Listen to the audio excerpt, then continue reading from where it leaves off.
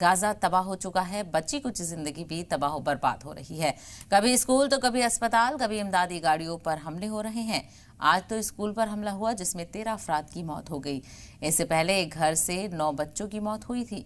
यानी जंग हमास से है, मगर इजरायली हमलों में फलस्तीनी बच्चे, बूढ़े और खवातीन शहीद हो रहे हैं और सीज फायर की तमाम कोशिशें नाकाम हो रही हैं। रिपोर्ट देखिए। गाजा में जुल्म की इंतहा देखने को मिल रही है। गाजा तो तबाह हुआ ही है, साथ में मुल्क के मुस्तकबिल मासूमों की लाशें भी बिछ रही हैं। हजारों की तादाद में बच्चे इजराइल के जुल्म का शिकार हो गए हैं। आसमान से बारिश की जगह बम बरस रहे हैं, धूप की जगह आग आ रही है।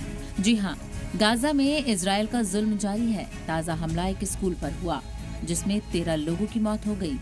रिलीफ वर्कर का कहना है कि कम से कम 22 अफराद अपनी जान गंवा चुके हैं। ताज़ा तरीन हमलों में दर्जनों अफराद जख्मी हुए हैं। इसी बीच अमेरिकी होमलैंड सिक्योरिटी क्रिस्टियन न्योम यरूशलेम का दौरा करने पहुंचे।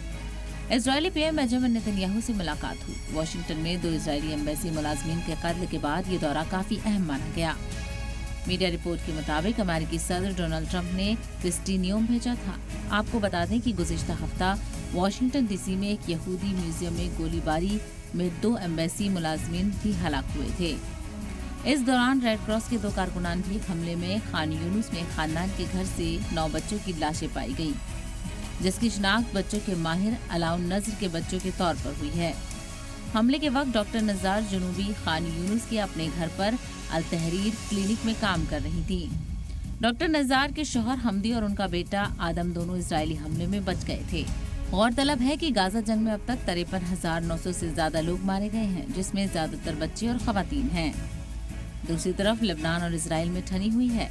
हिजबुल्लाह के रहनुमा नईम कासिम ने इतवार को अपना बयान दोहराते हुए कहा कि ग्रुप का स्टैंड साफ है और वो ये कि जब तक इजराइल अपने कब्जे वाले पॉइंट्स को नहीं छोड़ता तब तक बात नहीं होगी। वहीं जुनूबी लेबनान में फिजाई हमले बंद करने का भी मुतालबा किया। कासिम के ये रिमार्क्स तकरीबन 6 महीने बाद आए हैं। मालूम हो कि इजराइल हिजबुल्लाह में फिलहाल जंगबंदी है। अमेरिकी सालिसी में सीज फायर हुआ था। जंगबंदी मुआहदे के तहत इजराइल और हिजबुल्लाह को अपनी फौज को खाली कराना था, लेकिन इजराइल फोर्सेज ने 5 अहम सरहदी मकामात पर कब्जा बरकरार रखा है। इजरायली हुक्काम ने कहा है कि वो अपनी सरहद को महफूज बनाने के लिए वहाँ गैर मुअय्यना मुद्दत के लिए रहने का इरादा रखते हैं। सवाल ये है कि इजराइल लेबनान में तो फिर सीज फायर है, लेकिन इजराइल हमास में कब जंगबंदी होगी? क्या बच्चे और खवातीन इसी तरह मौत के घाट उतारते जाते रहेंगे? ब्यूरो रिपोर्ट, सलाम टीवी।